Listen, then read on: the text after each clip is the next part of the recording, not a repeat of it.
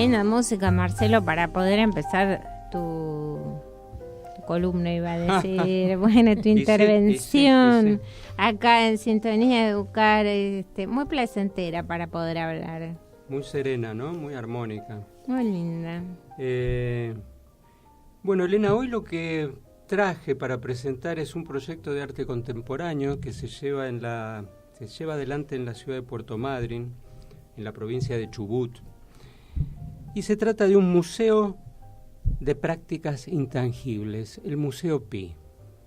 Empezamos con un nombre que tenemos que descifrar, porque cuando uno dice museo supone un espacio físico, un edificio que expone, que conserva bienes valiosos por lo cultural, por lo histórico, por lo científico, por lo artístico. Pero en este caso el Museo Pi se trata solo parcialmente de eso. En principio es un museo que no tiene edificio. Después, durante el desarrollo del tema, vamos a ver cómo resuelven eso. Y por otro lado, los bienes o las obras que intentan poner en valor, que conforman el patrimonio del museo, son intangibles. ¿Esto qué es? Esto es algo que no se puede tocar, pero que no por eso carece de valor. Se trata de un museo que pone en valor los sueños, vivencias y valores de una comunidad, de la comunidad de la gente que habita la ciudad de Puerto Madryn en la Patagonia.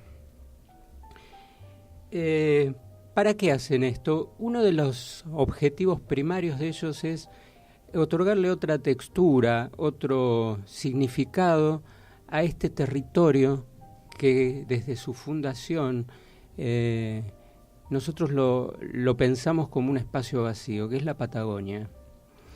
La idea es hablar de la riqueza cultural y de los que habitan la Patagonia. En general, la Patagonia es, muchas veces por intereses turísticos, presentadas como un espacio dominado por la naturaleza, como una Arcadia. Para los griegos hablaban de la Arcadia, ¿no? De un lugar paradisíaco, como una tierra prometida, ¿no? Como un lugar al que uno va a disfrutar. Pero ese territorio ya estaba habitado antes de que llegue el Estado Nacional por los pueblos originarios, y a partir de la construcción del Estado Nacional empezó a recibir numerosos flujos migratorios. Específicamente la ciudad de Puerto Madryn recibió gente en principio de Europa, galeses, italianos, vascos, y durante los últimos años empezaron a recibir muchos habitantes de países vecinos, chilenos y muchos bolivianos. Es más, los bolivianos creo que actualmente conforman el 10% de la población de Puerto Madryn. Y cabe mencionar, todo este es el contexto de este museo, y es importante por varios motivos. Uno es este que les voy a apuntar. Puerto Madryn vivió en los últimos años una explosión demográfica impresionante. Se convirtió de una ciudad de 7.000 habitantes en 1970 a ser hoy, o mejor dicho, en el 2010, una ciudad de 80.000 personas. ¿De cuánto a cuánto, repetí? De 7.000 en el 1970 a 80.000 en el 2010. Esto nos habla de un campo social cambiante, en expansión, podríamos decir también inestable, pero que seguramente hace necesario y requiere una reflexión sobre la identidad social y cultural de ese pueblo. Y sobre esta necesidad intenta trabajar el museo. En esos flujos migratorios también tienen un papel importante los compatriotas, los argentinos, que desde distintas provincias se radican y se asientan en la ciudad de Puerto Madryn. Y como parte de esos flujos internos, ya hace 10 años vive en Puerto Madryn una artista visual, licenciada en artes visuales, docente de arte, que se llama Yamel Nasle. Jamel Nasle es en principio la mentora de este museo. Es una docente que trabaja dentro del sistema formal, es docente de arte en escuelas secundarias, trabaja también en escuelas primarias de educación especial, coordina un taller de arte y juego para chicos en forma independiente y también dicta un seminario de arte contemporáneo en la ciudad vecina de Trelew. Para empezar a hablar del museo, vamos a escuchar un audio en el que Jamel nos cuenta por qué para ella este patrimonio intangible, las vivencias, los sueños, pueden considerarse equiparables a las obras de arte y formar parte del patrimonio de un museo. Y también por qué le parece valioso compartir y socializar estas vivencias. ¿Lo escuchamos? Bueno, me interesó tu pregunta, esto de por qué pensaba que las vivencias, los sueños y las prácticas sociales pueden asumir el estatus de obra. Y lo primero que se me viene a la mente es un artista que para mí es muy importante y que yo admiro mucho, que fue Joseph Beuys. Y Joseph Beuys ya hace unos años hablaba de la escultura social y de que cada ser humano es un artista. Entonces, pensar como la creatividad inherente a cada ser humano es algo que podemos compartir y es un motivo de encuentro, habilita justamente esta idea de que las comunidades tienen un patrimonio súper valioso que es necesario compartir y es necesario socializar, y por qué no de la mano de un proyecto artístico como es el Museo Pi. Pensar que el patrimonio de la humanidad en una sociedad como la que tenemos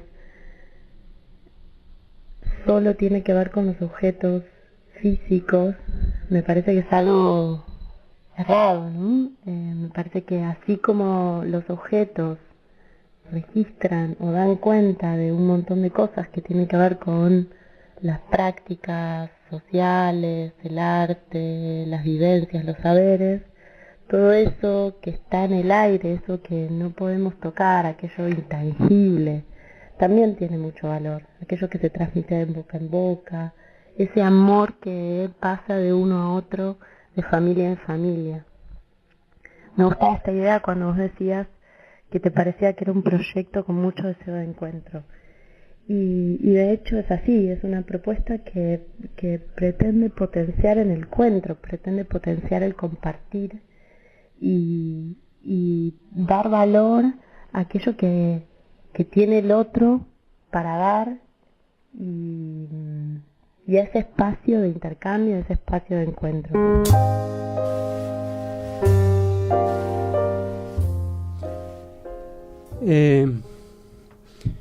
Bueno, Jamel mencionó a Joseph Beuys, ¿no? Y a un concepto que me parece que en un programa como este, escuchado por docentes, es muy interesante, que es el concepto de escultura social. Al respecto, y para los que no saben quién es Joseph Beuys fue un artista alemán de la posguerra que junto a Marcel Duchamp, un francés previo, es considerado uno de los padres del arte conceptual. El arte conceptual es un arte que nace en el siglo XX, que se desarrolla especialmente a partir de los 70 y en el que empiezan a prevalecer otros conceptos. Prevalece la idea sobre la realización formal, sobre los elementos formales que componen una obra. La verdad que en ese sentido es una propuesta artística, viene siendo una propuesta artística revolucionaria, cambia, va por otro lado. Y Beuys desarrolla el concepto de escultura social y lo piensa piensa que la sociedad es como la masa de arcilla que desde el arte puede modelarse, transformarse de una manera no violenta. ¿De qué manera? Él dice que lo que hay que hacer es liberar a las fuerzas creativas. Parafraseando esa frase de liberar a las fuerzas productivas, en este caso él propone liberar a las fuerzas creativas que laten en cada uno de sus integrantes. ¿Para qué? Para que primero se transformen las conciencias individuales y después la sociedad. A su vez, para Beuys, esto es tarea de la escuela. Vos sabés que Beuys consideraba que su obra artística más importante era educar. Y es la escuela la que él considera que tiene que descubrir y desarrollar el potencial creativo que tenemos todos. Todos pasamos aquí y en todas partes del mundo en algún momento por la escuela. Y él le adjudica esta tarea. Bueno, con esto, Elena, nos acercamos bastante al tema del programa de hoy, ¿no es cierto? En cuanto a cómo pueden los lenguajes artísticos construir ciudadanía. Beuys tenía su respuesta. Para él hay que liberar las fuerzas creativas. Cuando volvamos en la segunda parte, ya vamos a entrar más específicamente en cuál es el accionar y de qué manera este museo realiza su tarea.